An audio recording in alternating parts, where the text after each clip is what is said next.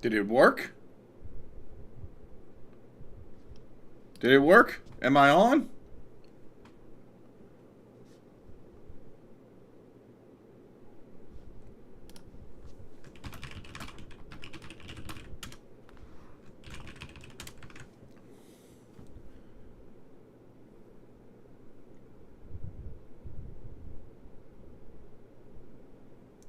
I don't have any viewers, but I think it's working. Let me see if there's a way I could check.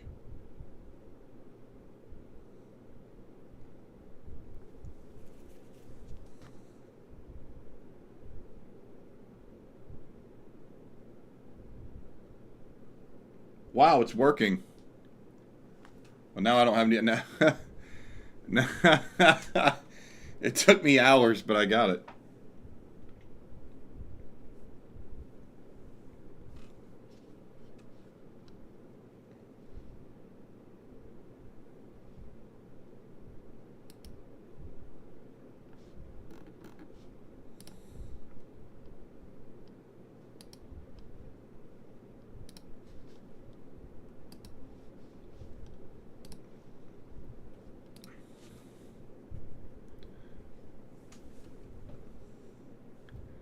Hello, anyone who might be here. I can't believe I got this thing to work. Finally, it was. Hey, what's up, VSOTs? Yeah, I finally got this thing to work. I kept getting this weird error, and I tried everything. I tried everything. I just like after about an hour and a half, I just said screw it, and then I was sitting down, and I was like, well, I got to figure something out. I got to get this to work somehow, and I just got it. I had to basically so my somehow or another, even though it's still my same YouTube account, I I guess maybe my old stream key had changed since the last time I had streamed on YouTube, which has been, in all fairness, a long, long, long time. And so I just unlinked everything and just manually did like I manually reset everything, and it worked. Here I am. I am here. So, yeah. So the purpose of this is I wanted to have like a chat about vocal stuff. I'm not. My video this week was like that little introduction video to my channel, um, and I wanted to do this as kind of like a substitute for a proper video. I'm in the middle of working on a second one, but it's not going to be done until probably Monday. So this is going to serve as like my video for the week on my channel. Let me see if putting some lighting would help. Whoa, yeah, it's better. It's just bright. Soft boxes. Um, yeah, so basically, what I was going to do here is just have a chat, and once this is done, I can't do any. So all right, let me first kind of explain some stuff here because this is going to go on YouTube. So unedited, you get to see the unedited Zach. Hang on, let me get this camera, and obviously the camera quality is not as good because I'm using a webcam instead of the cam I normally record with. But the the reason that I don't stream on YouTube like I do on Twitch is because um, YouTube, if you do anything copyrighted, like if I go to do a vocal analysis and the content ID picks it up, it won't just like flag my channel. It will shut the stream down completely. It'll just turn it off. What Twitch lets you do is it lets you stream with copyrighted content, but then it disables your VOD. YouTube won't let you do anything. As soon as it sees content ID, it shuts the whole stream down. So it's very restrictive, and I can't do vocal analysis on YouTube, which is why I stream on Twitch. I would prefer to stream on YouTube because I'd like to keep my audience kind of centralized, and I can grow like that. It's easier to grow because people can see that are looking for vocal stuff, can hear me do some of these analyses on the more random stuff in real time. But I can't do that on here. I mean, maybe they've changed things, but I don't want to take another chance because they used to be really tough about strikes and things like that on copyright stuff, and I just don't want to run the risk. So, I mean, theoretically, I could try, but then the stream might get shut down. We'll see. I don't know. But what I was going to do instead is this can just serve as a Q&A for whoever wants to check it out and watch and listen and ask me some questions. And this video will be uploaded onto YouTube as my proper video for this week, as opposed to like me making a collated edited video for the week. But there will be another one. There will be another one on Monday, an actual video on Monday, or maybe Tuesday. Did my AIC video get ratio? It got blocked. So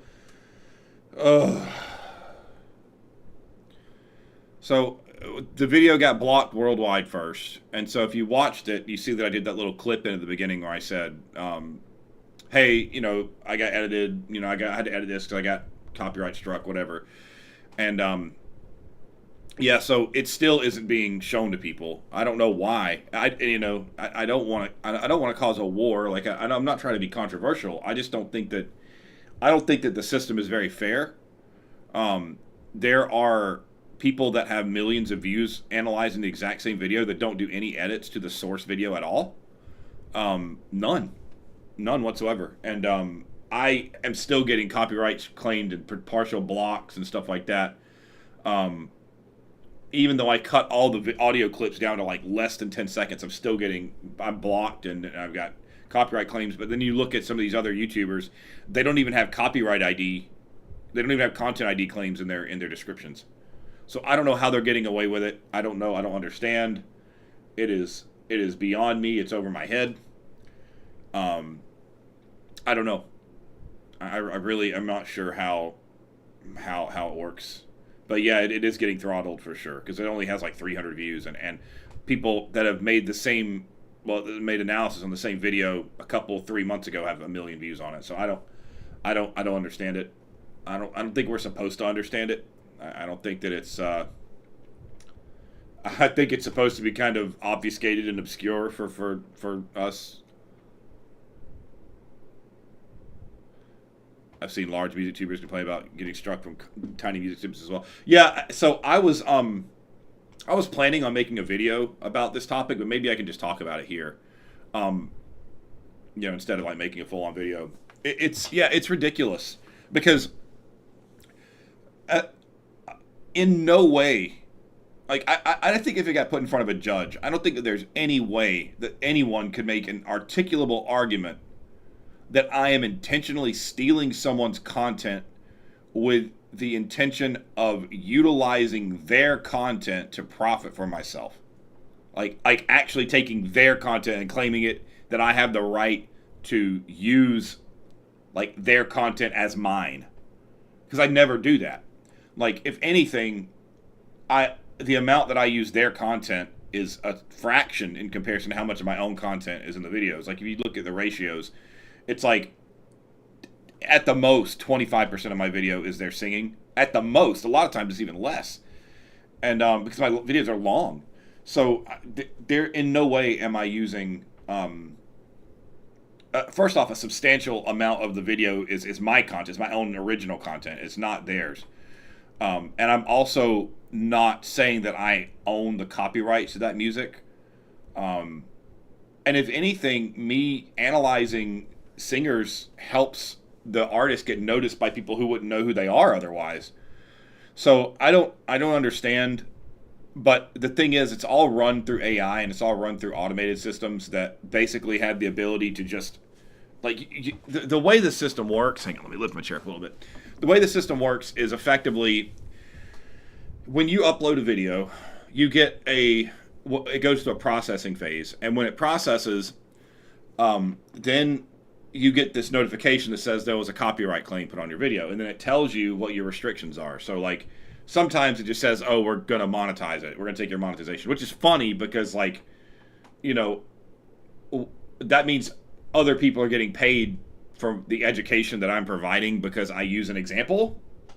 So there's that, but then there's a time where it gets blocked where it'll say like, oh, well, UMG or whoever saw that you use this much, and as a result, your content is being blocked in these regions, and you get the option to appeal it, and you get to do an appeal, and if you pass the appeal, the copyright claim goes away, the blocking goes away, but if you lose the appeal, they put a copyright strike on your channel, and if you get 3 strikes on your channel is deleted, not banned, not suspended, deleted. You lose everything.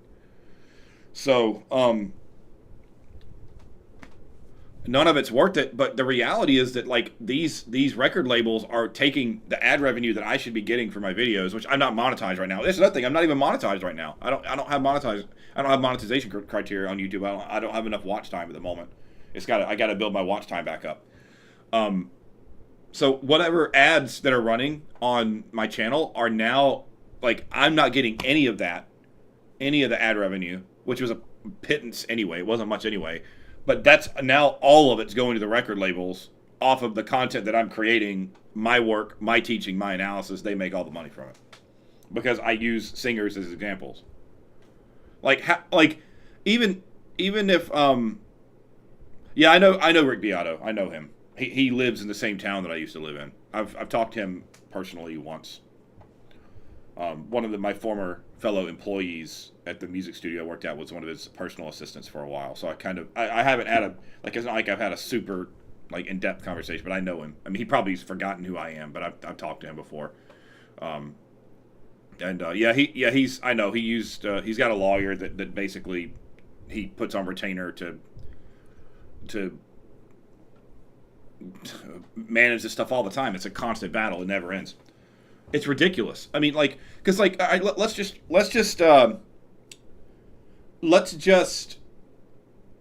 go with, all right, I should make my own examples. I shouldn't use other singers as examples. Okay, cool. Let's grant you that argument. Let's grant you the argument that I should not use other singers as examples to teach other people. Okay, well, I'm a baritone. How am I going to be able to create an effective example of a coloratura soprano? How am I going to do that? How could I ever be a good example of that? I can't even be an example of a tenor because I'm not a tenor. So how can I provide examples as a teacher of how to sing as or like explaining concepts of what coloraturas do or what tenors do if I can't use tenors or coloraturas as examples to show what they're doing? Even when I do my private lessons, I will use, if I want to teach a topic, I will show my students videos of other people singing something. Like if I give them a classical piece, I will give them a reading from a professional so they can see how the professional approaches it. Am I infringing on copyright by, in my own private lessons with my students, showing them other professionals singing it? Is that copyright infringement? Like, does that mean that the person that sung that is entitled to the money that I earn as a voice teacher for my voice lessons because I used their singing as an example of like how, like, and what about if excuse me, what about if I have a student who wants to learn the notes to a song along with the sheet music and they use someone else singing it to follow along with the notes so they can learn the notes? Is that copyright infringement? Is using sheet music copyright infringement? Like, I don't know. It just goes down this rabbit hole of like, how can you say that it's copyright infringement to be educational? Like, how is education? And you're supposed to get fair use, but it never works. The fair use argument never ever works because they always say that, oh, well, your work wasn't transformative or it wasn't educational. Well, I mean, if I'm not educational, then these people that are actually using this stuff and getting away with it certainly aren't educational. Like, that's like the bottom. A lot of them are like the bottom of the barrel education.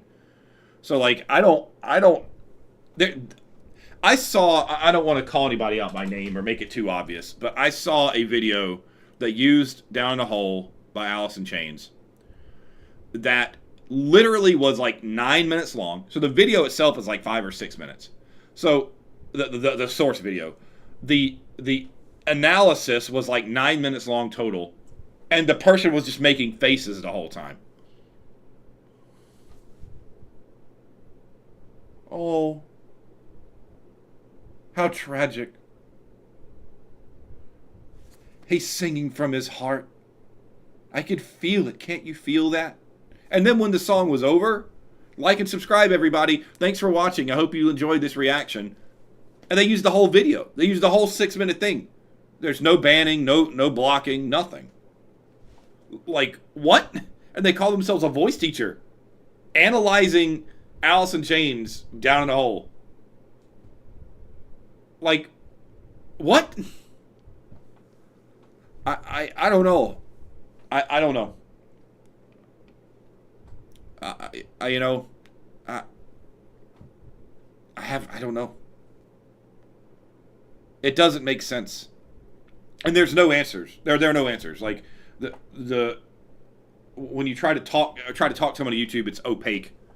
I had an issue with my account not too long ago on YouTube, actually, where for some reason the I kept getting this like, you need to verify your identity to log in thing. This prompt kept coming up. I'd go into my YouTube studio, and every time I'd pull up my YouTube studio, it would give me this verification, and I'd hit the refresh button to make me verify again. It would send a code to my phone, like a little number, and I had to choose the number. It did it over and over, and I went to YouTube support, and they kept telling me, "Oh, this is supposed to do this." They finally got me to a manager or a supervisor or somebody. It took me like 3 hours of going through the same things. This is supposed to be happening on purpose. This is designed to prevent you from hackers. This is designed to protect your account. So you're telling me every time I hit F5, I'm supposed to re-verify my account? And it finally went away. It took like a week. But like, they wouldn't tell me what was going on. They wouldn't tell me why they thought that they needed to verify my account. Nothing. YouTube support and YouTube stuff they're completely opaque. They don't give you any insight to what's going on. They don't give you any information as to what's going on. And the people that own the copyrights of this stuff are just they're draconian in the way that they basically strip any pittance of money that the creators would make from their videos. I mean, I've got 1 million views on this channel now total. It's like 1,050,000 or something like that. So I've hit 1 million views on this channel. Ad revenue that I've made since I started. I mean, I took a long break, I know, but if you take 1 million views, that's a lot. 1 million views, that's a lot. I mean, it's not as much as pick Justin Timberlake or somebody, he gets 1 billion. So 1 million's nothing compared to that. But for a random dude in his apartment, just a voice teacher, 1 million views is a lot. It's a lot of views. I've made $800 in ad revenue over 7 years. A lot of the ad revenue gets taken completely by content creators, and sometimes it gets split. But the music ad revenue world is tiny. You don't get much because most of it gets split with other people, and most of it gets taken. So $800 over 7 years, but there's some YouTubers make $20,000-$30,000 a video, and I mean, that's great. That's good for them. That's awesome. But doing what I do, there's no ad revenue at all. You get $10 a month if you're lucky, kind of thing. I've thought about I've already gotten a couple of sponsorship offers. They're not huge, but and they aren't really things that are related to if I do a sponsorship like an ad read, I'd want it to be something that, one, I use myself, and two, something that supports what something I can justify to my audience. Like if I did a ad read for Raid Shadow Legends, how does that correlate with me as a voice teacher? That's not, my audience isn't gonna, who does that, right? No, I mean, there's gamers in my audience, I'm sure. I'm a gamer too, so I'm sure there's some crossover, but there's just no the demographic there is just not. The demographics there is not good. Well, yeah. So the way the sponsors work is you get paid per view of the video. You get a certain amount of money per view. So if you're getting 10,000 views per video you make, and they give you 5% or something like that of your the amount in total views. I guess that's $500. Hey Jeff, what's up, bro? What's up, man? I finally got this thing to work. It took forever. I had to go back and reset everything. But yeah, so if you have a sponsorship and you get 10,000 views on a video and they're giving you 5%, you get $500 for the ad read. Well, I'm not. So it wasn't just authentication issues. I got an authentication error, but the problem was that I hadn't so my Streamlabs was set up from 6 years ago when on YouTube before, and apparently they've changed. I guess they've changed a bunch of stuff about the stream keys and things like that, and the settings that Streamlabs was carrying over from YouTube before, when I streamed on it before, wasn't working, and I couldn't figure out which setting was which. I went through everything, so what I ended up doing finally is just completely unlinking all of my accounts from Streamlabs and completely restarting it all, and it worked.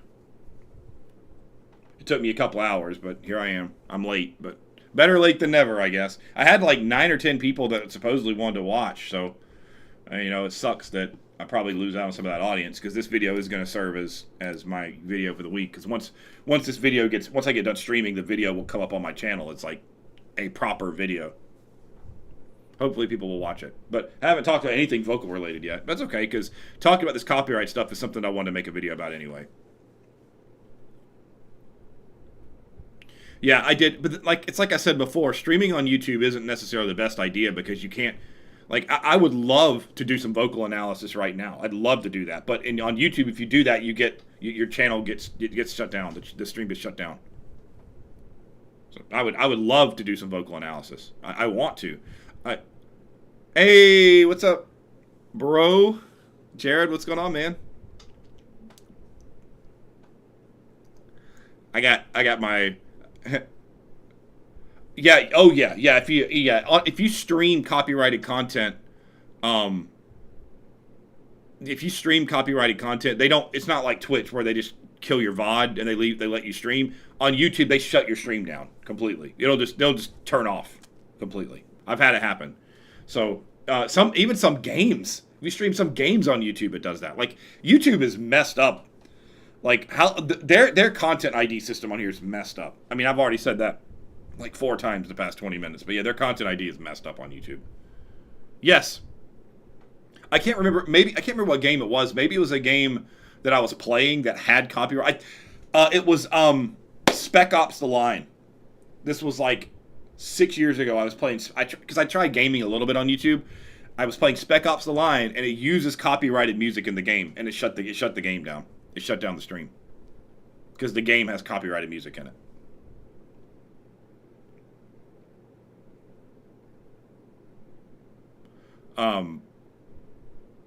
Is mixed voice the cure for the baritone curse? No. No. There is no cure for the baritone curse in contemporary music. I don't believe so. I think that we've reached this place to where people have just become so I guess they've just sort of acquiesced to the idea that everyone can sing anything that they want because that's the meta right now. That's like what every voice teacher's saying is that everybody can sing everything. You know, if you're the baritone and you can't sing high, too bad, bro. You just suck. That's the rhetoric. Everyone can sing high, you know. Voice parts don't mean anything. That's the modern perspective in a lot of the pedagogy, unfortunately. And so the music will continue to be written for tenors. Like modern contemporary music is almost predominantly written for tenors. Well, it's not they don't like baritone's mixed voice. It's that the music is going to be written for tenors. There's been this, you know, I know this could go down a rabbit hole, and I'm not trying to. I really don't want to go down a rabbit hole with this, but in music, especially, there's been this shift where men are expected to sing higher and women are expected to sing lower, and it should be the other way around, right? Let me turn my gain down. It looks like I'm clipping a little bit. Hold on. Is this better? 1 2 1 2. Maybe that's, yeah, it's still, you can still hear me, but it looks like it's not clipping now, so that's good. There's been this shift where men are expected to sing higher and women are expected to sing lower. And it should be the other way around. You know, like biologically, in terms of the way the voice works, men sing the lower parts, women sing the higher parts. But the writings for parts is going like that. Like it's like going like that. And that just ostracizes the high women and the low men. It ostracizes us. Super high sopranos, you don't hear coloraturas really anymore. I mean, every now and then, but most girls singers are like alto, like low soprano, alto in popular music. And then, you know, you don't hear any bass baritones or basses in music at all. It's all tenors. I you know, there are a few potential reasons I think that could be happening. Singability, you know, women could sing tenor parts, and guys don't sing as much as women do. So, like, maybe the idea is that their music is being written for women to be able to be more singable for women. So if they write a voice part that women can sing, it's more marketable. Maybe. A lot of this wall of sound approach to creating music causes the extremes. Well, the soprano would fit fine, but especially the baritone bass doesn't stick out very well in those mixing settings. Let's see. So I don't think it's a matter of them liking baritone mixed voice. I think it's just not the practical thing to do. And I think society has had an impact on that. I think that we've had a lot of shifts culturally, and what I think that has something to do with it. The homogenization of the what people call gender roles or whatever. Like, it's become much more homogenized in modern society, and I think that bleeds over into music a little bit too. What's the biggest lie prominent teachers in the voice realm teach that you know about? The biggest lie. Biggest lie. Well, it depends. Okay, so that anyone can sing. Yeah, I'm just gonna that anyone can sing. That's the biggest lie. Not everyone can sing. Not everyone's capable of singing. The biggest lie is trying to tell the whole world that everyone is capable of being a good singer, and they're not. And of course, if some, like, I hope some big YouTuber watches this and like makes an example out of me and tries to expose me, because I could use the clout. That'd be great. But yeah, I'm sure that this flies in the face of what a lot of big time content creators say. A large percentage that can't.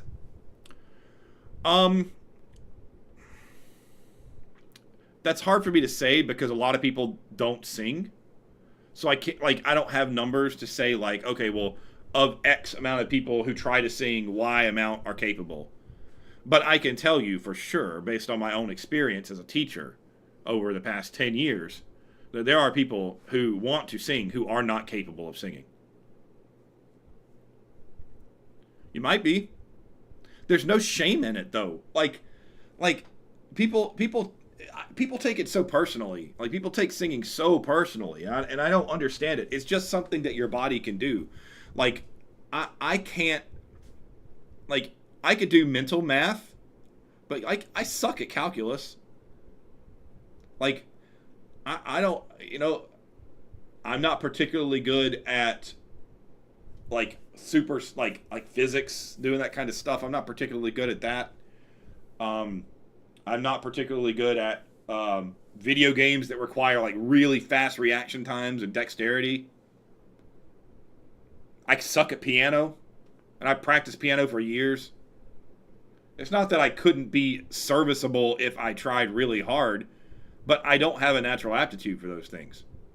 And I'd rather cede the floor to someone who's got the gift and got the talent for it and has the intrinsic merit and capabilities that they can use the time to, like, I'd rather a teacher, an instructor, work with them on the physics stuff than me, because I'm not going to get it as well as they will. So singing's the same way. It's an aptitude. There's an aptitude involved. And I think that one of the biggest lies that gets perpetuated is this notion that anyone can sing. The only reason that people say that is to sell their products. Like, we know, all these voice teachers know. They know. We've all had those students. We all have. We've all had the students that just can't sing, and we know it, but we don't know how to tell them.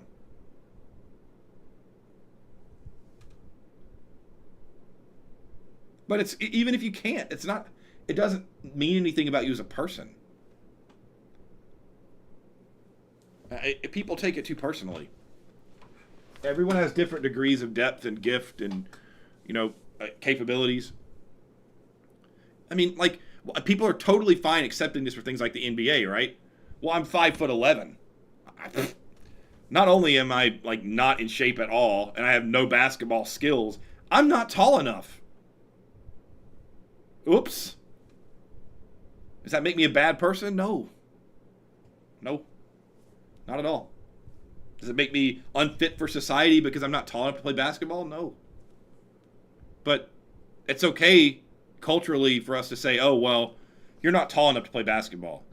That's fine. Like, there's no problem with that. Like, that's completely acceptable. And there's no shame in saying I'm not 6'8". There's no shame in that. But to say your audiation skills are so intrinsically poor that you can't match and determine pitches, And I don't think that it's worth the effort for you to try to do that, because it's going to cost you a lot of time and a lot of effort and a lot of money and a lot of stress on you and your teacher. Like, I'm a bad person for saying that. I do it. I say that as mercy, because like if somebody comes to me and they just don't have audiation skills, I'm going to charge them the same amount for a voice lesson. But I don't want to do that. I don't want to take their money because they're not going to get anything out of it.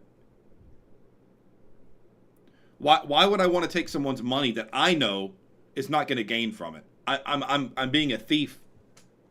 I'm deceiving them, and that's the biggest lie. You know, that's the biggest lie. The biggest lie is that voice teachers are convincing the masses of people that everyone can sing, and they can't. Now, it's not some elite club. It's not like only 1% of people can sing. It's not like that. But there is a percentage of the population that cannot sing, for sure. If I had to give a guess, like, and this is not scientific. Don't quote me on this. I mean, I know I'm going to be on YouTube saying it, but this is just given my experience. People who come to get voice lessons already have a vested interest in singing anyway, so like they might have more aptitude on average than someone who does not come for voice lessons. But even of the people who come for voice lessons, who try to get voice lessons, I've probably worked with 350, maybe 400 people one-on-one, something like that. I did a rough estimate the other day when I made my intro video. So somewhere between 300 400 people, I would guess. Well, personally, one-on-one. Not talking about group settings, not talking about choral settings. I mean like one-on-one. Of that 350 to 400 people, I would say maybe 50 of them just can't sing. Maybe 50 of them. So somewhere between 10 and 15% of people, of those who've come with the intention of getting voice instruction. So I don't really know how you would extrapolate that out to a mass of people, some who don't even want voice instruction. I imagine that percentage is probably higher. So I would, if I had to just give a random guess, I'd say like maybe 1/3 of people don't have any singing capability whatsoever. They don't have any audiation aptitude. Maybe 1 out of every 3. It's a guess. An extrapolated guess. But it's still nothing. There's nothing wrong with you if you can't sing. That doesn't mean you're a bad person. There's nothing wrong with you.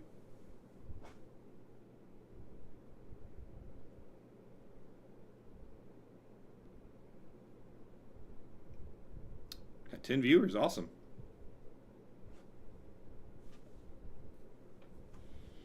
It's about as well as, probably does about as well as my Twitch stream. We've had up to 20 on Twitch before. I would think that YouTube, since it has more followers, I'd have more people watching on YouTube. Maybe it's a bad time. But I tried to get it going earlier and it just didn't work. This, oh wow, it's backwards. So this is the box that I use to do vocal analysis on Twitch. But, I mean, if there's some kind of video I could analyze that wouldn't get me copyright claimed, I would do it. Why is it that some people can hit so many pitches seemingly with ease and some can only do one pitch? I don't know what you mean. I mean, somebody being monotone means that they don't have audiation skills, which means they fit into that group of what I was talking, people who can't sing. If you can only sing one pitch, if you're monotone, that means that your ear doesn't work the right way. It's all about your ear. It's your audiation skills. Audiation is basically how easily your brain interprets pitches and sends them out. Like how quickly and how well does your brain, your body process tone and pitch. It's something that's intrinsic. I don't know any way to train audiation skills. I can train an ear. I can train someone's ear, help you learn to hear things better. But I don't know how to train audiation. I don't even know if it can be trained. It might be. There might be somebody out there that knows how to train audiation. I don't know how to do it.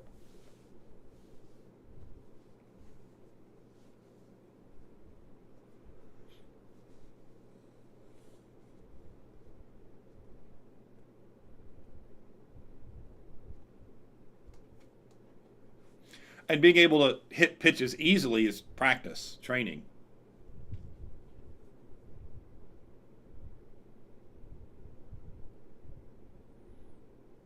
I can hear pitch pretty well. I like to think like I know what general guitar tuning someone uses.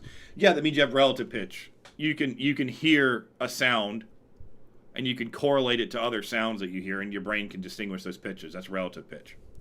Now, if you could hear a note and say, oh, that's an F sharp, that's perfect pitch.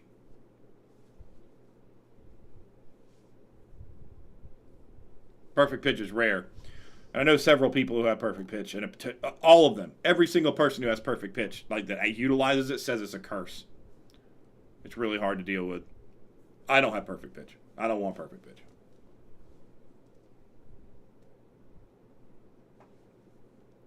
My ears are just fine.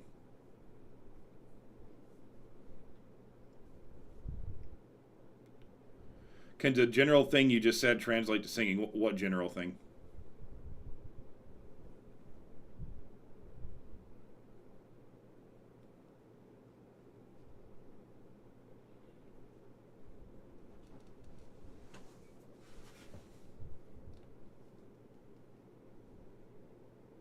Yeah, of course, relative pitch is all about. Yeah, so like, my body lies, da da. I know that's a major six interval. Like, I know that. Like I don't have to think about it. You know, that's my relative pitch. Oh, oh, oh. That's 5-1. Here comes the bride. That's a 1-4-1, 1-4, 1-4. You know, I mean, like, I know those things off the top of my head because I've just learned the intervals, the relative pitch. You don't have to think about it after a while.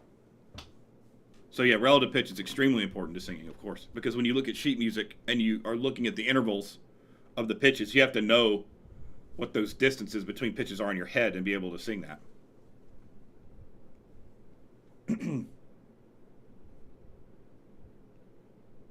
Yeah, relative pitch is extremely important with singing. How to deal with intonation issues? Well, that is, it depends. It depends on the singer. Everybody's intonation issues are a little bit different. First thing you have to do is you have to determine, is it in their head or is it in their body? Like, is it in their brain or in their body? Do they know what they're supposed to be singing? Okay, well, why is it not working? If they don't know what they're singing, well, then you got to figure out why they don't know what to sing. And if, being off an eighth of a tone, are they sharp? Are they flat? It depends. You know, is it nasal? Is the tone strained? All of those things can affect the intonation. Ultimately, it comes down to, you know, making sure the coordination is there. I mean, breath support breath support's the cop out answer. Like that's what your, you know, basic YouTube voice teachers are going to say. Oh, make sure you have good breath support using the diaphragm. Blah blah blah. That's what they're going to say. But it's a little more nuanced than that. It just depends. Usually, if someone's flat, it's a technique thing. Usually, like that degree of flatness is a technique thing. I've had some people that just always sing a little bit flat. I don't know why. It's just an audiation thing. They just hear things a little bit flat. If you're sharp, usually being sharp is in my experience and what I was taught is that when you're sharp, usually there's some form of over-engagement. Like you're working too hard, you're thinking too hard, you're pushing too hard. Usually. Now you can be sharp because you don't know the pitches too. I've had a couple of people that I've worked with that were just sharp. They just flew way over the notes. That was weird. But it happens. Everyone's different.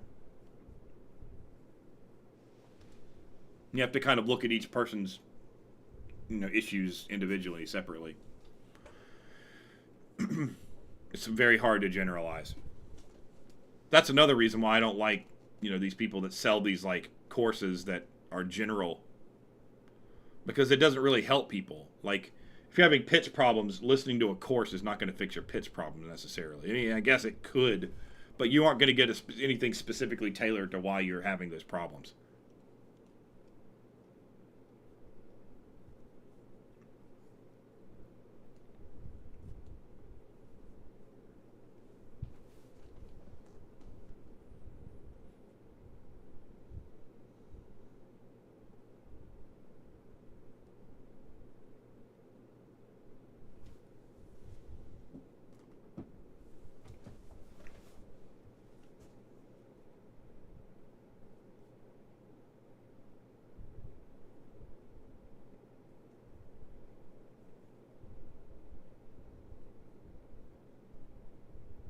Yeah, if we could find a video that's like not copyrighted that I could analyze, I could do a vocal analysis, but I don't. It has to be something that's clearly not copyrighted to be able to do it. Who's your favorite singer right now? What do you like about them? Well, I don't really have a right now. My favorite, so it's my favorite singer in the classical sense or in the contemporary, because like my favorite singer is not very good technically. My favorite contemporary singer is not very good technique wise. My favorite classical singer, man, my hair is like funky. There we go. It was like stuck. Um, if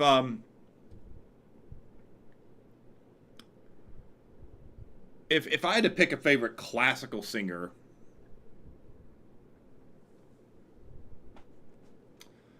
again it depends. Um, Thomas Hampson in his prime was just an incredible baritone. Um, but I also like when I listen to old recordings, I really like Bastianini. Um, I like Brent Terfel now, even though his sounds a little roughshod. It doesn't really like fit the classical paradigm quite as well as some of the other guys. He's still good. He's very good. I like him a lot. But he's very good. Um, Dietrich Fischer Dieskau for baritones. I really like him a lot. Erwin Schrott. Erwin Schrott's pretty good. Robert Hale. I mean, I'm just sticking in my wheelhouse, like a baritones. But this is classical, and I'm actually not a huge fan of listening to classical music all that much. Um, Contemporary, my favorite singer is Daniel Gildenlove from Pain of Salvation, but he's got really bad technique. But I like him the most because of he's kind of like the modern Wagner when it comes to like that genre, like the Gesamtkunstwerk concept, where he kind of just runs the show, writes it all the concepts are his. Everything he does is his own creation. You know, he kind of is like the master of his domain of his music, and I like the way that he writes music. The older stuff, the newer stuff's okay, but in his prime, he was my favorite, I'd say.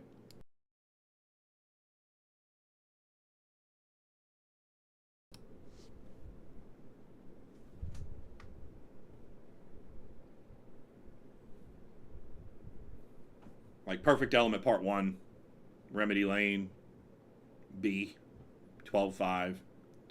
Those albums really showcase his abilities the most, I think. I appreciate and I respect Mike Patton probably the most, but I don't. I've never really been a big fan of his singing sound, and he has horrible technique too. But he's gotten away with it. Like I don't know how Mike Patton has gotten away with everything he's gotten away with, but he has. But I have a lot of respect for his abilities. But he's not my favorite singer.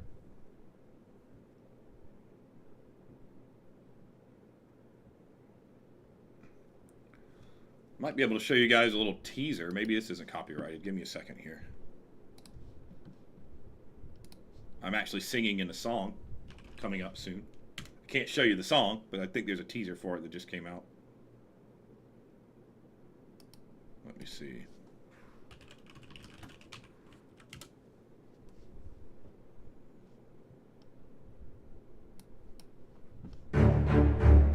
I don't know if this is copyrighted or not. I hope not. But I'm in this, so I don't know.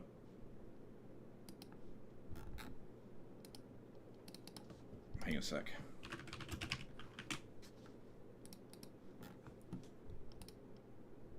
Wait a minute.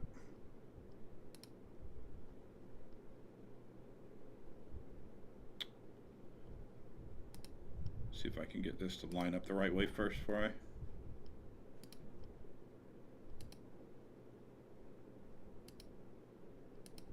Did it do it on here? The text didn't show up.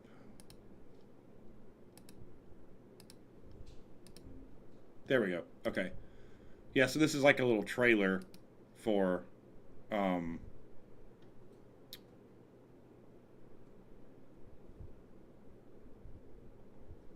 it's like a little trailer for the song. So I'll be I'll be singing. I'm featured on this song. It comes out in 1 week on the 28th, so we can watch the trailer together. I haven't seen this yet. So that's this is Janos. He's one of my voice students.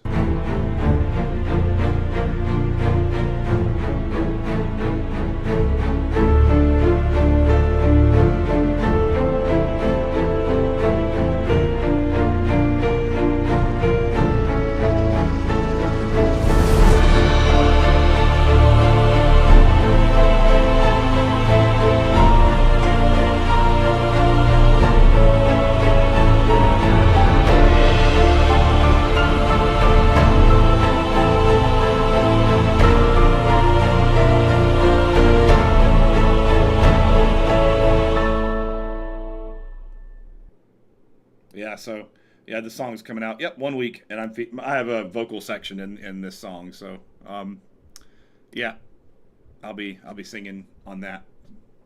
It's not a huge part, but I have a little feature at the end.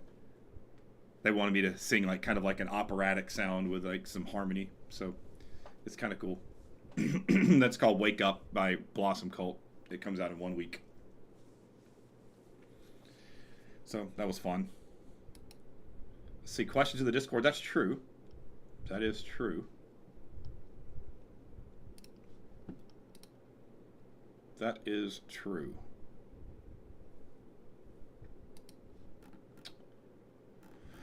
All right, well, let's look through this then.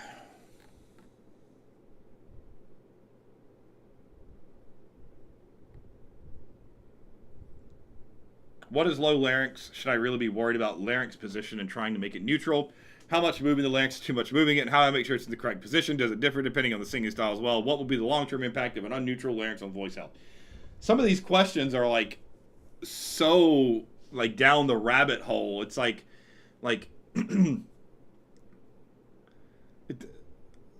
I think people get focused on the wrong things.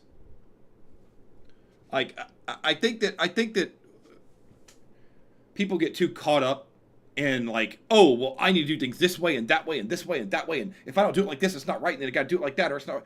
Like, do what you do and let a voice teacher tweak it. Like, and you will learn as you develop what you're doing. And you will know through that what the low larynx is for. Why you would sing with a certain laryngeal position. You will learn these things as you go. Like, to be able to control the laryngeal muscles, you've got to have some degree of vocal coordination. You've got to have some degree of strength in the muscle groups. I'm not going to go to a brand new singer and be like, drop your larynx. Doesn't make any sense. It doesn't do them any good. And it's not going to help them be a better singer. So the answer to that question is don't worry about it. You don't need it. If you're having to ask those questions, you're not ready to learn about it yet. You have other things you need to be working on.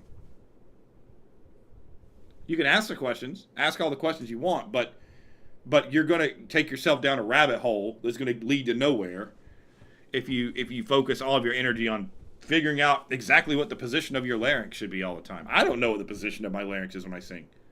I know it's low when I sing opera, but it's not like it's 2/8 of an inch below its neutral position. Like, I don't know. Doesn't matter.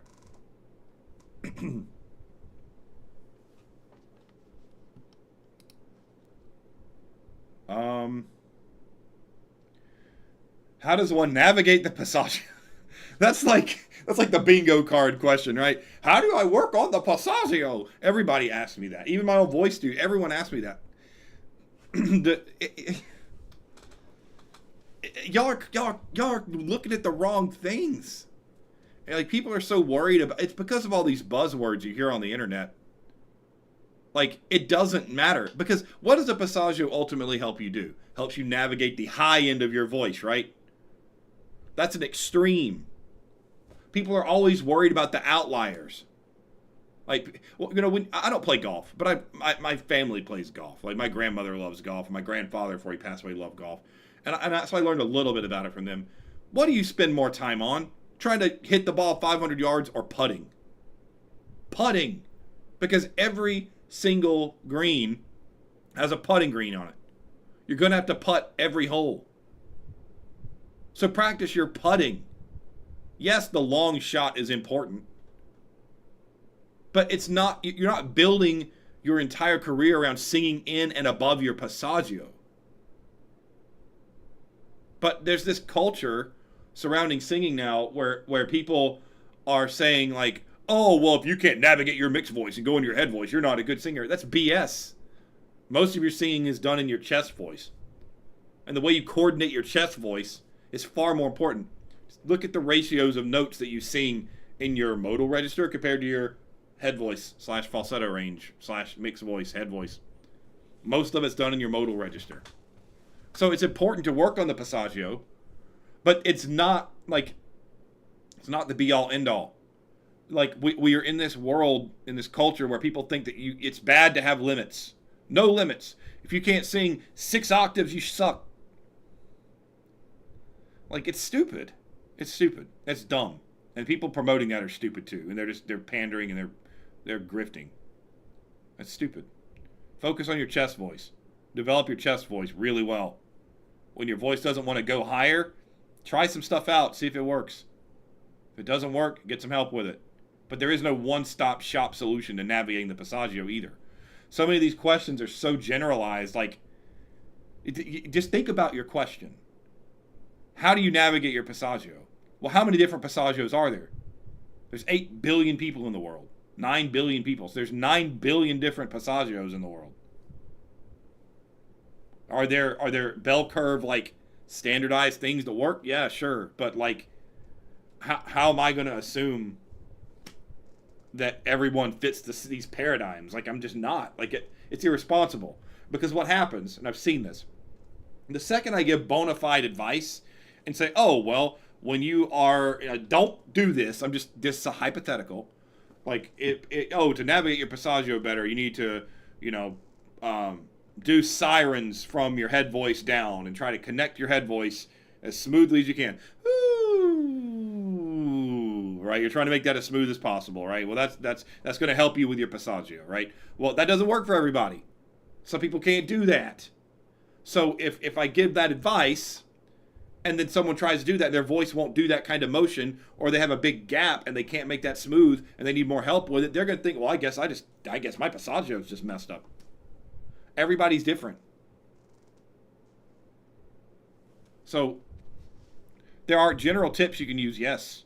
But being a vocal educator is about more than just having if it were just to snap your fingers and one size fits all works for everyone, then there'd only need to be one voice teacher that could make a series of videos that everyone could watch and it would work. But it doesn't work like that. It doesn't work. So stop asking about the passaggio.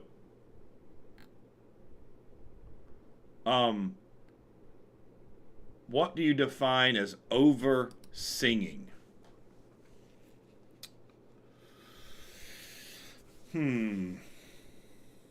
Over singing. It's a broad question. Some people over sing physically. Some people over sing dramatically. Over singing is, in my opinion, in a technical perspective, is where you're using too much force, too much pressure. Your voice is, the tone of the sound is compromised by the amount of pressure that you're using, the amount of force you're using.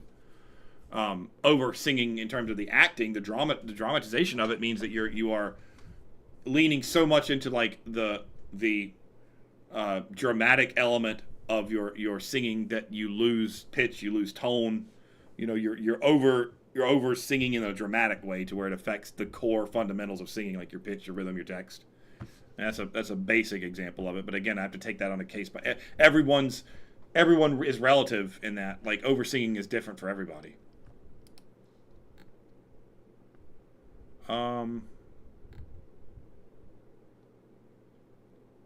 Most common issues of managing your passaggio.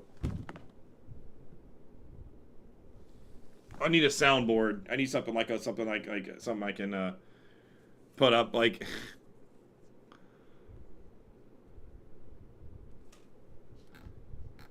Everybody's different. Everybody's different.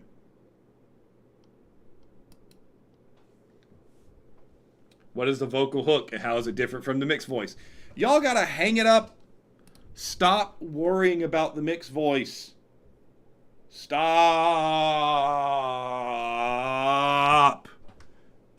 If you are struggling with your singing to the point where you think that the mixed voice is your solution, you have bigger problems than your mixed voice. Stop. I didn't start developing my mixed voice until I was 4 years into vocal instruction. 4 years, well, 3 years technically. 3 years in. 3 years. Okay? Stop. Turn off. It's like network. Turn off your TVs. Turn it off. Stop listening to people. Stop listening to YouTubers. Stop listening to me. Turn it off. Turn it off. Stop. Because they're just confusing you. They're making you prioritize the wrong things. Go to your conservatories. Go to your university. Go to your public school teacher that teaches voice. Whatever. Find some in-person, real-time, real-life instruction. Because what you're going to find on the internet is people seeing that there are masses of people out there that don't know what they're doing. They're going to tell you whatever they can tell you to get you to spend your money on them. Like, don't listen to advice on the internet. Don't listen to YouTubers when they tell you to focus on your mixed voice. Don't do that. The mixed voice is a very specialized coordination. It's not something, if you have not developed, it's a combination of utilization of TA and CT. If you haven't developed your TA and you haven't developed your CT separately, how the hell are you going to make them work together? Think about it. Mixed voice is way down the road. Way down the road.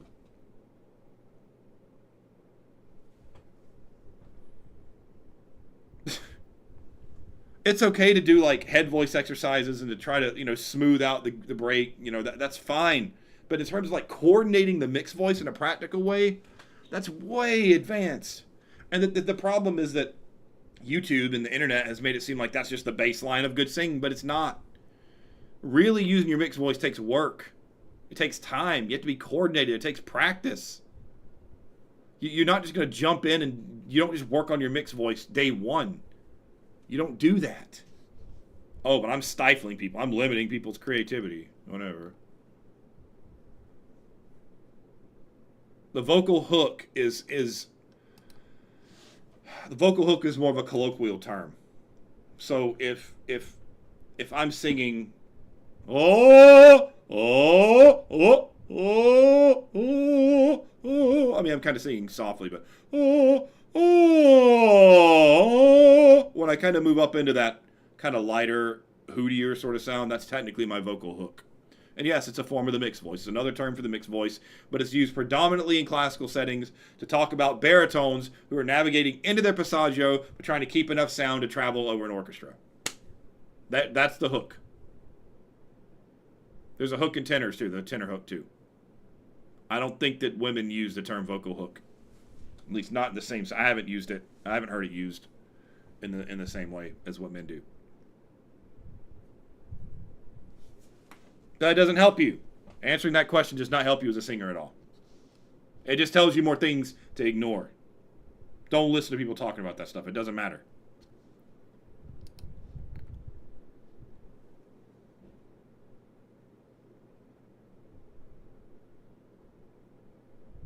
What are your thoughts on leaning on the wrong vowel at the end of the line because the verse doesn't rhyme if you don't do this?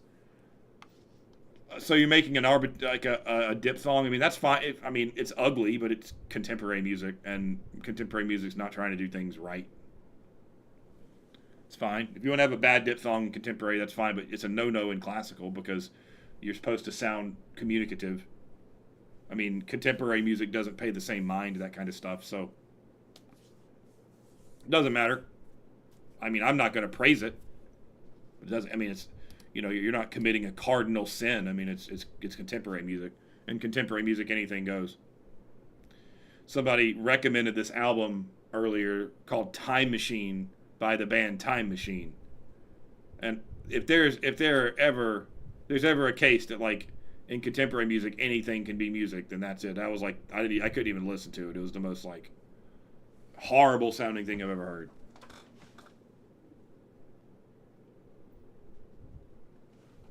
So, you know, anything goes in contemporary music. So go nuts. Are there different ways to produce nasality? Is the only way to do so by not lifting the soft palate. What? Huh? Because when I do the nasality test, like blocking my nose and singing and test if it sounds the same when I don't block my nose, I don't sound nasal, and it's relatively the same when I record. I sound nasal. I'm confused. I'm confused too. What you're asking doesn't make any sense. You got to be nasal by lowering the soft palate. I'm raising and lowering my soft palate, and I'm nasal on both. You're getting information from a bad source. Wherever you're getting information from is wrong.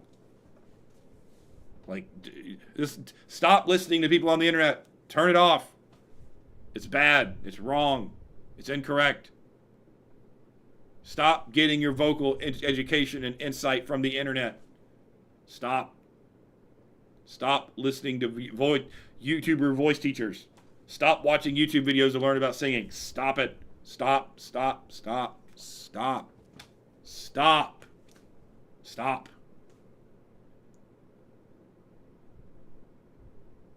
Like, it's not that I'm frustrated by the fact that you're asking questions. I'm frustrated by the fact that you're so confused, and I know why you're confused, but you're not going to listen to me when I tell you why you're confused. You're confused because you're listening to voice teachers on the internet.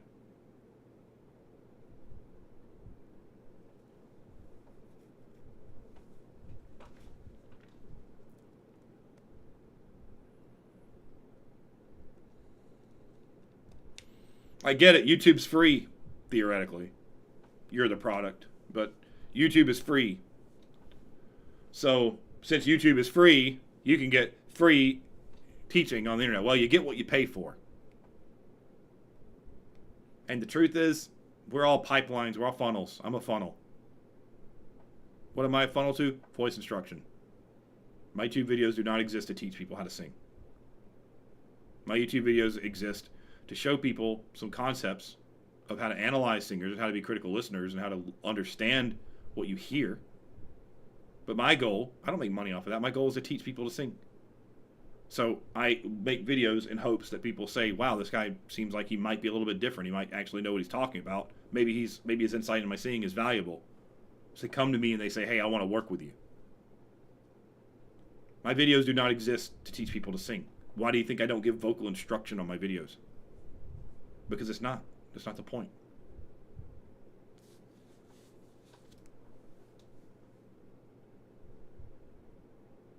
It's going good. Meine Schwester. It's going great.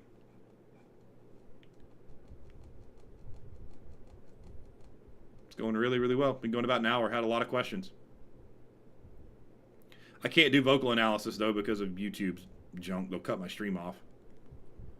But the stream's going really well. Had a lot of questions. Stuff in the Discord server. Been kind of going over it.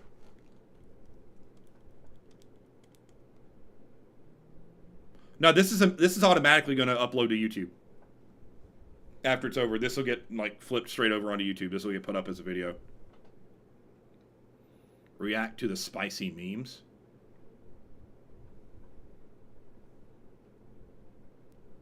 What spicy memes?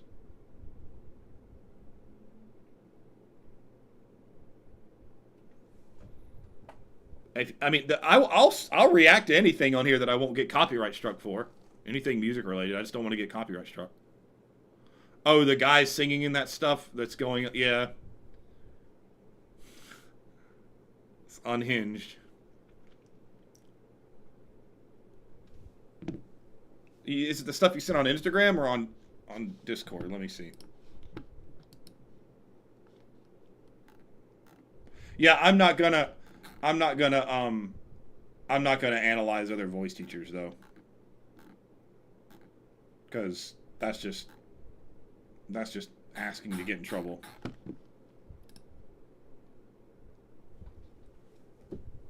Yeah, she was terrible.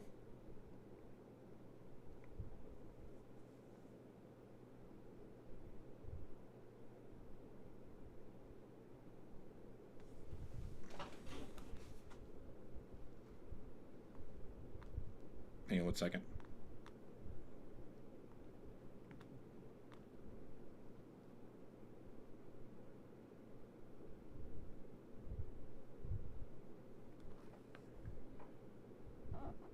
Let's see if I can find it. Yeah, you send me so much stuff that I don't know which is which. Yeah, but that stuff, a lot of that stuff's copyrighted. Like, I have to be careful because if it's copyrighted, the stream will get turned off.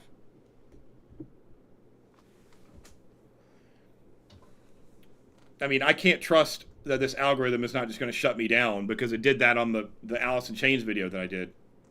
Well, send it. I just looked through. I don't. There's so much stuff. I can't collate everything. Like there's something on Instagram, but I can't. I mean. Oh yeah. Yeah. So I don't know if it's even showing up though. The problem is that this is designed to be looked at on a phone, not on. Like I can't make it bigger.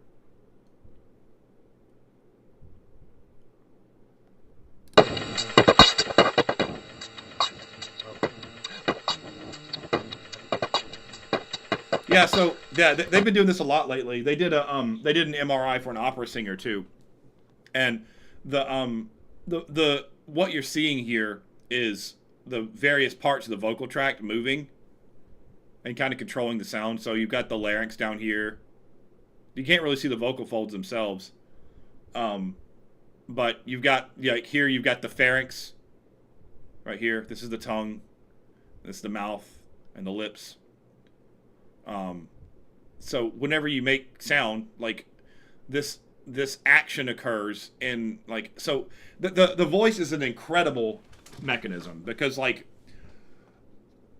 every sound you make, there's this configuration that your body has established and developed that it creates in split seconds to make these various sounds. So this is beatboxing. Like, hello, my name is Timo Schnapp, and I'm going to perform a beatbox freestyle inside a real-time MRI.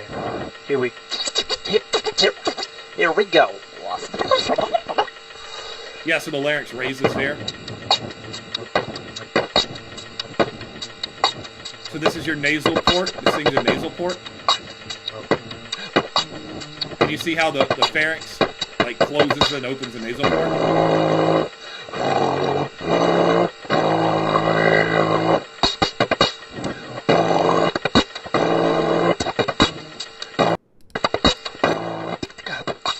Hello, my name is Timo Schnapp. It's very and short. I'm going to perform a beatbox freestyle inside a real-time MRI. Here we go.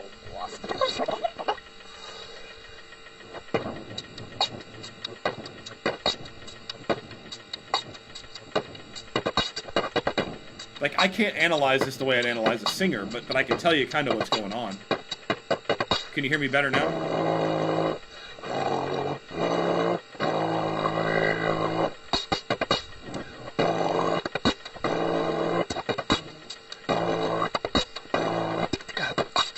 Hello, my name is Timo. So he's doing what we call formant manipulation. Like that's a pretty complex topic, but like I can't fast forward it either. It doesn't. I don't let you start. I can't stop it and show. Here we go. Like yeah, I can't stop it and show you these things. So like, all right, I see. Yeah, I can't. Like,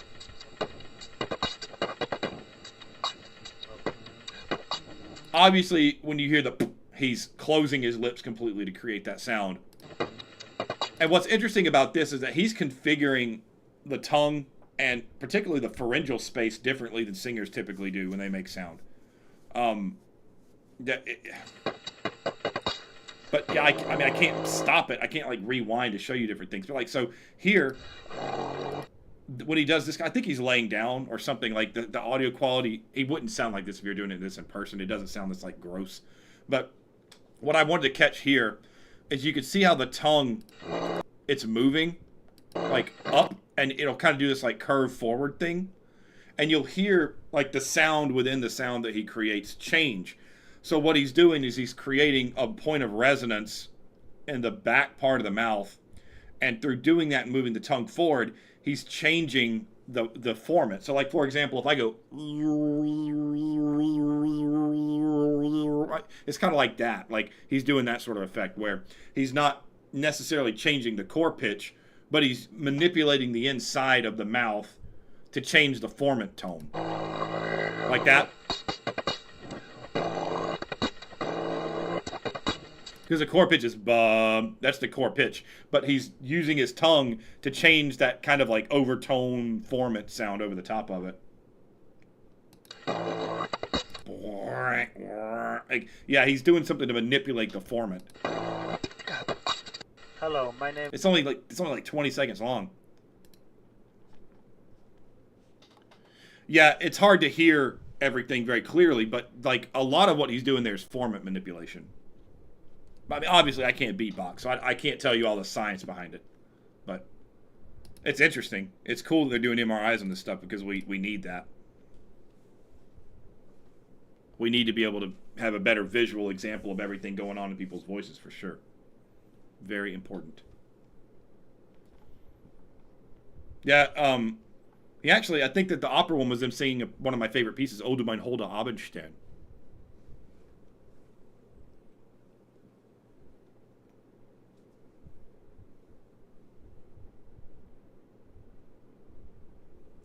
But again, it's the same thing. I think the clip's only like 20 or 30 seconds long. Let me grab some water real quick while she finds that. I'll be right back, guys. It's really warm in here, and I need some water. Give me 1 sec. Everybody hydrate.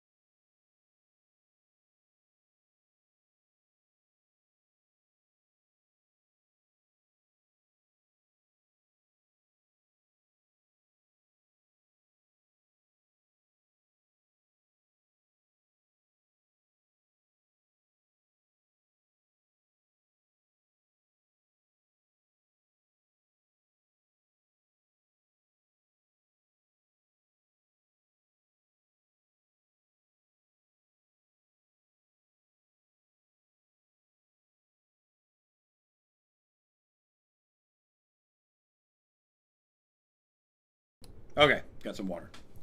Are these? No, they're not new. They've been around for a while. These MRIs have been around for. I haven't seen the beatboxing one before, but yeah, these have been around for a few years. But it's good that they're doing this.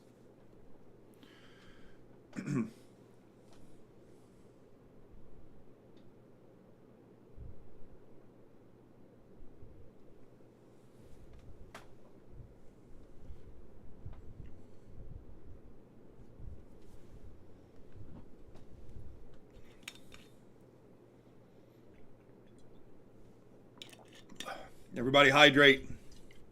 Water. Hydrate, hydrate, hydrate.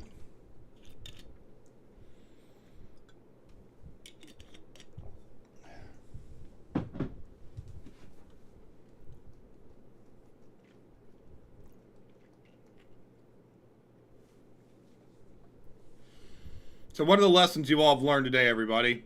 1, drink water. 2, what's lesson number 2?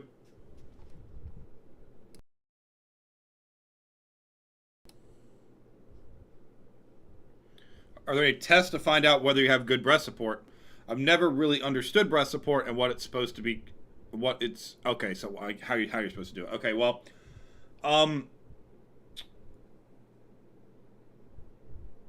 yes, but I'd have to see you. Like this is the same thing that I've been saying all day. Like, stop listening to people on the internet. Like, turn it off. Turn off YouTube. Stop trying to understand this stuff through the internet. Don't listen to me. Don't listen to any of the voice teachers on YouTube. Find someone in person that can help you with this. Of course, that's hypocritical of me because I have voice students online. And I'm not saying that you can't gain from this, but what I'm trying to say to you is that you are not going to have a thorough understanding of voice instruction and breast support, how to know if you're breathing correctly. You're not going to know this stuff unless someone looks at it on one-on-one. I mean, I could tell you, but the problem is that by me telling you, I'm telling you something that's generalized. And by me telling you something that's generalized, you're going to take away from it what you think you should take away from it and not what you actually should take away from it. And you're going to try to implement your interpretation of what I'm saying into what you're doing. And if you're doing that wrong, it's only going to make the problem worse. And that continues the cycle, right? Come back to the internet, look for more advice. And maybe that's the grift. Maybe that's the whole game. Maybe that's what these big people are doing. Maybe they're telling people vague information on purpose so people come back and they keep trying to figure out answers by looking at their content. Maybe that's the gimmick. I don't know. But you're never going to get answers until you get one-on-one instruction. And I know it's expensive. I know. But it's expensive because everything's expensive in the world now, and it's expensive because we have to make a living too. I didn't go through 7 years of college to do what I do for free. So, we have to charge to pay our bills. I don't love it. I wish I didn't have to. My goal is to get to the point where I don't have to.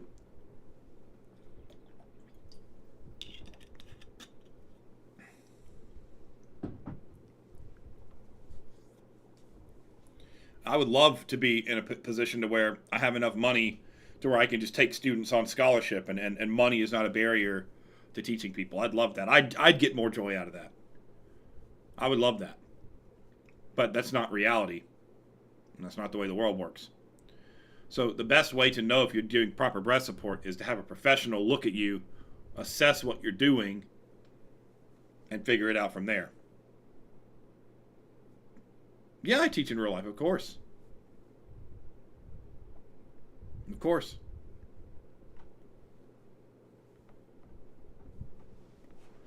I'm not saying that voice instruction's bad. I'm saying that the internet is a grift. And that everyone on the internet's trying to sell you something. I'd love to be your voice teacher. That's me trying to sell you something. But it's true. But everybody on the internet's trying to sell you something. And because of that, you just can't trust anything. But me not giving you a direct answer to your question, you did fall for it. Got him. Got him. My point is that that me not giving you a direct answer is me doing you a favor, because I will confuse you. Not because I don't know how to explain it, but because I will not be there to guide you when you implement what I tell you. As a professional, what would you be looking for to see whether the student's breast support is proper or not? Well, so there's a couple of ways to look at that question, right? You say the word looking. What am the term looking for? Okay, well, there's a difference between me looking at something and listening to something, right? So I'm looking at visual indicators that the diaphragm is moving and that the expansion of the diaphragm is being retained throughout the duration of a singing phrase. What I'm listening for is how much breath is being used, like what the closed quotient breath to voice ratio is when someone sings. I'm listening for how much air they use at the beginning of their phrases. I'm listening for if there's good chord closure where there's not extraneous air passing through the glottis. I'm listening for a lot of different things.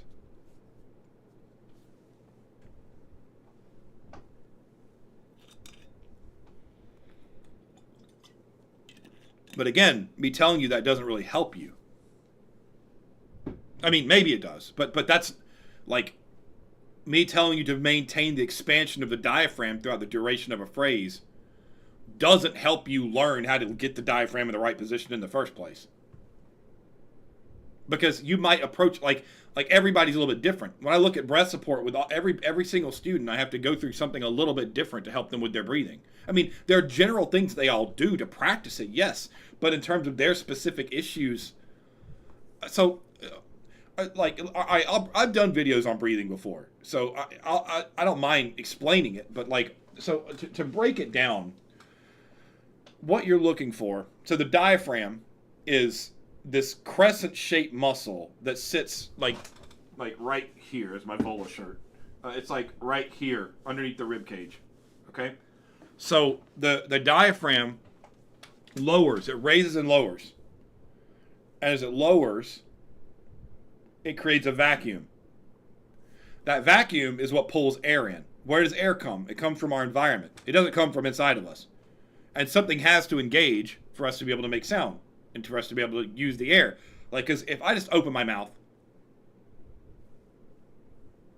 nothing's happening. There's no air coming. I can't like wave air into my mouth. That doesn't make me breathe, right? Something has to initiate. Something has to engage for the air to come in. Right? Well, something acted inside of the body for that air to be pulled in. That vacuum is being created by the motion, the downward motion of the diaphragm. Okay? So, since the diaphragm is responsible for the vacuum and the bringing in of the air, it's also responsible, its motion is responsible for its expulsion. Because if the diaphragm goes down, air comes in. The diaphragm goes up, air goes out.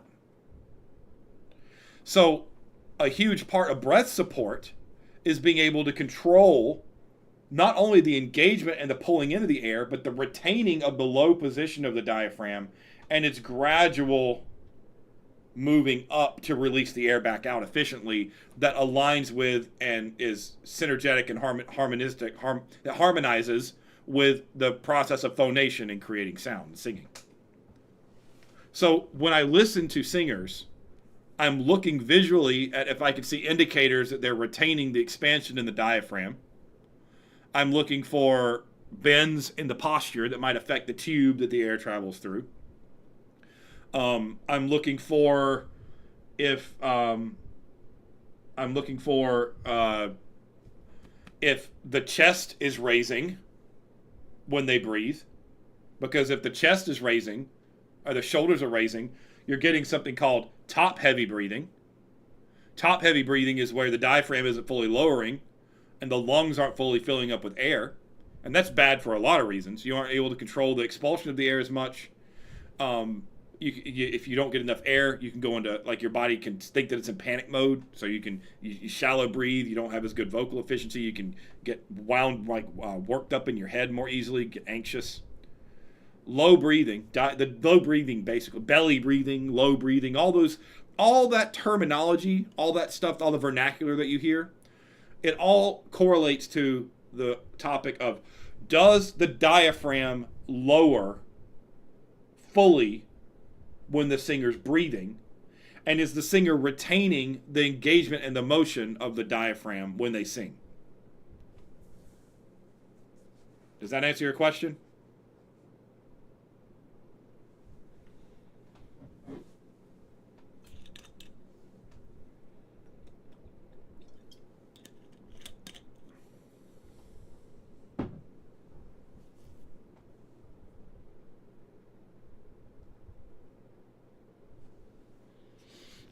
If I sound frustrated, it's not because I don't care, and it's not because I don't want to answer your questions. It's not because I don't want to help. I get frustrated because my mind goes, where did this question come from? It comes from a curious person. It comes from someone who wants to learn. Where does the misconception come from? The misconceptions come from bad information. Where are they getting this bad information from? Well, because they're asking me on the internet for this information, I can also assume that these people have looked elsewhere on the internet for that information. So why do they go on the internet and they have such a misconception of the information when the internet is supposed to be the most valuable information resource we've ever had? Well, it's because the entire vocal education sphere on the internet has been co-opted and has been manipulated, and it's been used as a tool to make money.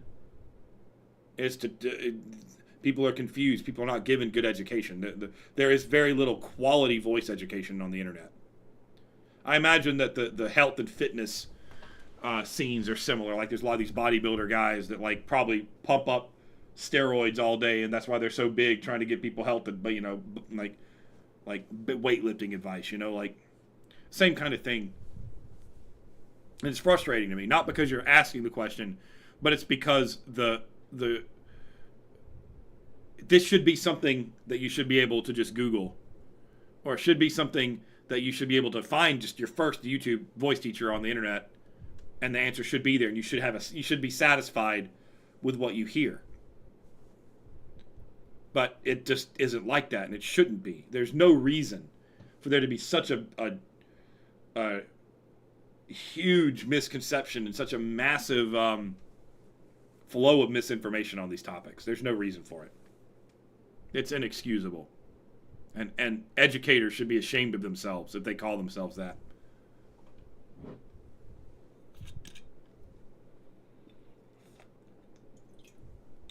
So that's where my frustrations come from. I get frustrated talking about the passaggio because most of you shouldn't even be worried about the passaggio. 10% of singers should be worried about their passaggio. The other 90% of you should be working on developing your chest voice and your head voice independently, making them stronger, and then worried about the passaggio and blending them together later.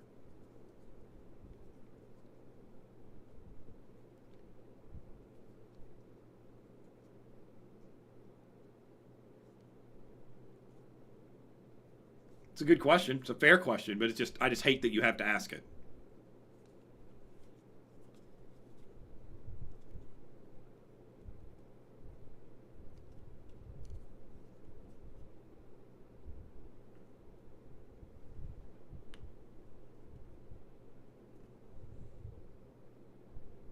Yeah, I know. It's funny. It's funny. Isn't that great? What a from a viewer. From that comment is from if you're a famous YouTuber and you see this right now, pay attention to the question that was just asked. If this video ever goes out to someone who's bigger than me and they see this, pay attention to that question or that statement. It's funny how breast support is said to be the most important thing to singing, and yet it's so hard to find good information about it. Ha ha. They have to come to someone that has 7,000 or 8,800 subscribers with 8 viewers. Or however, am I down? It says 2 viewers. Only 2 people here now. Maybe I need to wrap it up. You have to go to the corners of the internet where there's like nobody to get the answer, and it's a basic physiological feature of the body. It's singing 101. It's the fuel for the sound. Your car can't run without gasoline. Your voice can't run without air. It's the fuel of the sound. But that's like buying a car and there's no gas stations anywhere. You say I need to get gas? Well, I can't find it. How am I supposed to run my car if I can't find a gas station?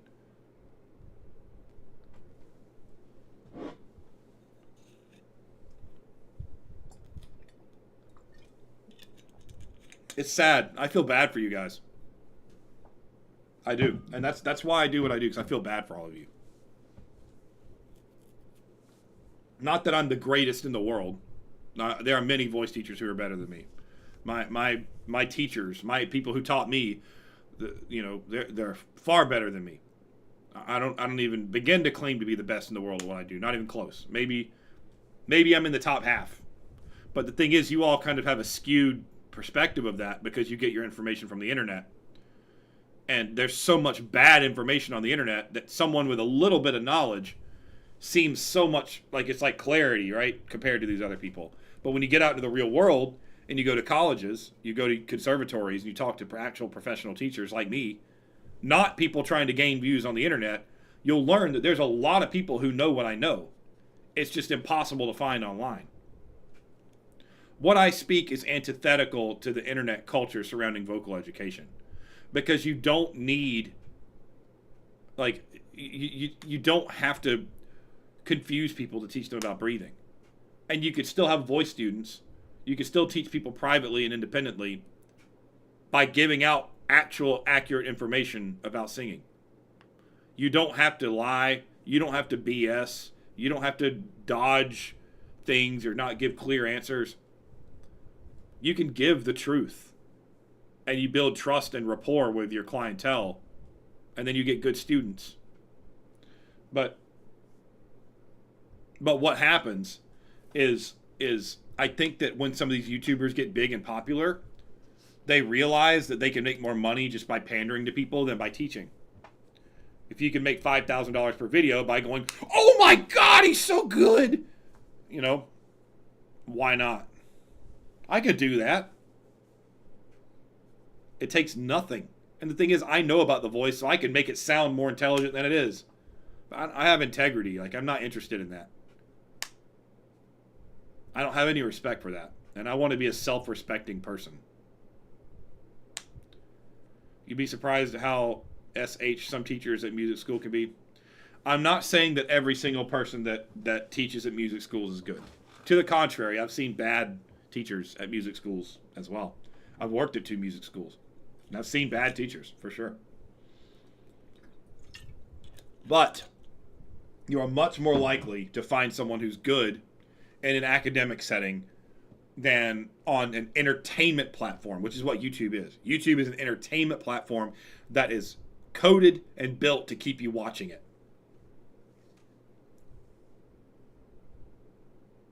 And I don't think there are many people who binge watch vocal education content all day. But someone would binge watch people talking about their favorite singers and guffawing at them and saying how amazing they are. People would binge watch that. Because we're all in our little bubbles. My head's in a little box. You're in your room or wherever you're at. You're surrounded by these walls. And theoretically, if you're watching me on the internet on a stream right now, you're not interacting with other people, so you're alone. Well, what better way to make yourself not feel alone than by going online and finding people who believe in the same things as you and like the same things as you? It makes you feel like you're not alone. But we are living in an increasingly isolating culture. And so monetizing people feeling like they're valid is extremely profitable. I think that's carried over into the vocal teacher spheres too.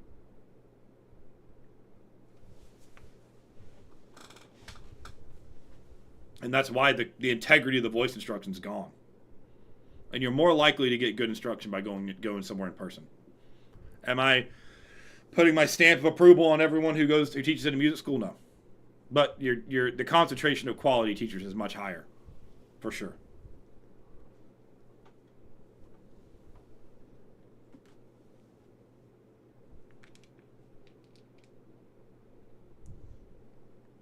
And when people work with me, it's a gesture of faith in me, and I appreciate that too. I love and I appreciate all my students. So it's not like I'm saying I don't want to work with my students. I absolutely do. I love working with all of my students. But I do say the same thing. Like, if you can find an in-person instructor, you're going to get more out of that lesson than you will with me, because I'm not there. I have all sorts of physiological things that I can do in person with you that I cannot do over the internet. Ellie, I think you're behind. Somehow I think you fell behind.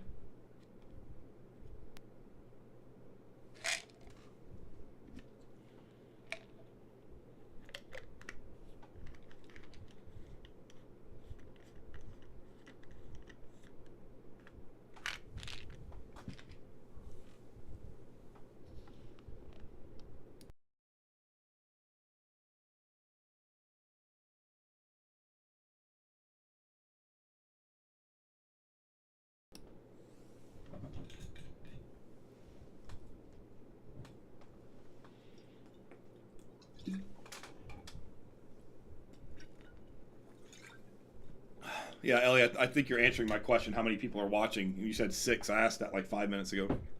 I've been going an hour and a half. It's cool. I hope that those of you who are watching are learning something from this, getting something out of this.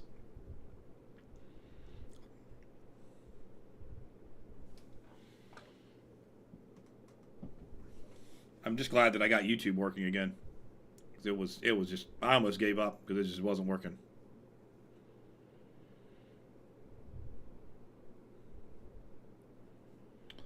One issue I have with singing is my pitch accuracy. Do you have tips for improving pitch accuracy? Is it make sure you have good breath support and keep singing scales? You need a voice teacher. I do offer a free assessment on my Discord server. I give a free 30-minute assessment. If that's something you're interested in, I can give you some quick feedback. I mean, I obviously can't solve all your problems in 30 minutes. But, I'd be happy to give you that assessment. And because I can't, it's like when at the beginning of the stream I was talking about audiation skills. Not everyone's built to sing. And I don't mean that to be rude. Audiation is a huge part of singing. And if you don't have good audiation skills, then you're going to struggle with singing. But I'm not saying that's your problem. I'm not saying your problem is audiation. I'm just saying that, like, being able to hear and interpret pitches is a fundamental part of being able to sing. There are technical elements of singing that can inhibit your ability to sing in tune, even though you know what note you're supposed to sing. But I don't know what you're dealing with because I haven't heard you. So I can't give you a piece of advice that would be of benefit to you without listening, without hearing it or seeing you. Intonation can be caused by all sorts of issues.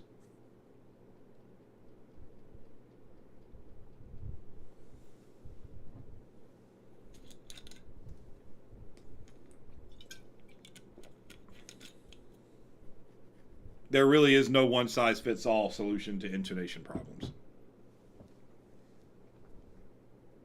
Singing scales helps you conceptualize the differences in the scale degrees, but that's limiting too, because if you're only doing like major scales, well, what if you're singing something in Phrygian dominant or something like that? Knowing the intervals and the scale degrees of a major scale doesn't help you. So singing arpeggios helps you learn those arpeggios.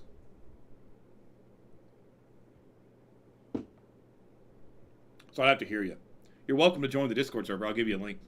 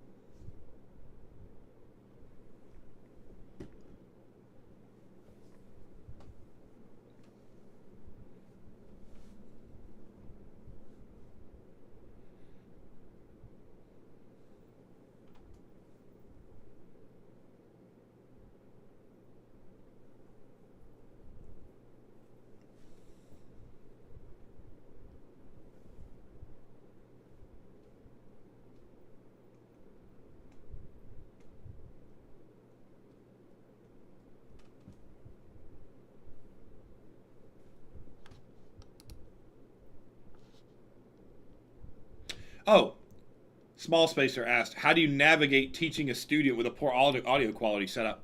I don't have that problem very much. You can get by with very little. Most of the time, the problem consists with, like, settings they have. Like, Discord has these default settings that you have to change and stuff like that. Poor audio setups typically aren't a problem. The biggest issue that I have is echo and like Discord's their filters and stuff. It's usually I haven't really had a big issue with poor audio quality setups. Poor internet connections can be a thing, and if the internet that's why I do assessments. I do the assessment, like, so if there's going to be internet problems where I can't keep a stable connection for more than 5 minutes, like, it's not worth your money, dude. But no, that's typically not an issue. Much less than you'd think.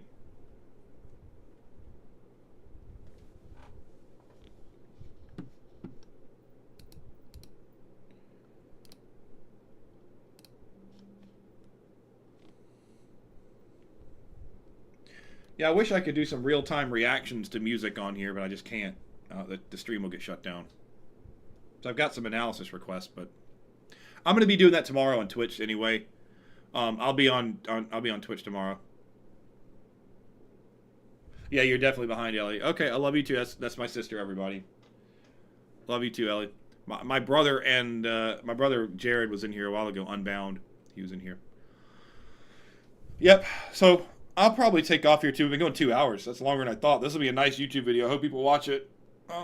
You know, if you're here on YouTube, subscribe, like, all that kind of stuff. Please like this video. If you got, by the way, if you have a hype option, if you're watching this and you have the hype option, hit the hype button because that boosts me in the algorithm. Please like this if you're watching the stream. Likes, comments, everything. It all boosts me up in the algorithm. Even if you just say like hello in the chat or what in the comments, whatever. Just please give me any engagement that you can. Every bit of it helps. So like and subscribe. I'm gonna go ahead and take off too. I've been going 2 hours. This went better than I thought. Like the chat went really well, and I hope that this was educational. Join the Discord server if you have questions for me, please. You know, it's a great community. A lot of good people in there. We have a really nice, peaceful, sane place where people have good conversations about music and good discussions about singing technique and all that. I mean, it's a good community. So, not toxic. It's safe. People share their singing. I do workshops in there every week. Like it's a really good environment. So I welcome you to join. And I have options for voice instruction that don't just include like one-on-one. So if you do want to take voice lessons, there are more cost-effective options for you. So join the Discord server. You can learn more about it. Thank you, everybody, for watching. Thanks for hanging out. I'll probably do this again on YouTube very soon because if I can get more people watching my YouTube in these Q&A things, it'll be good to go alongside the Twitch. I stream on Twitch tomorrow. Workshops tomorrow, 6 p.m. on the Discord server. Streaming on Twitch, doing your vocal analysis request tomorrow about 7:30. All right, guys, take care. I'll see you all soon.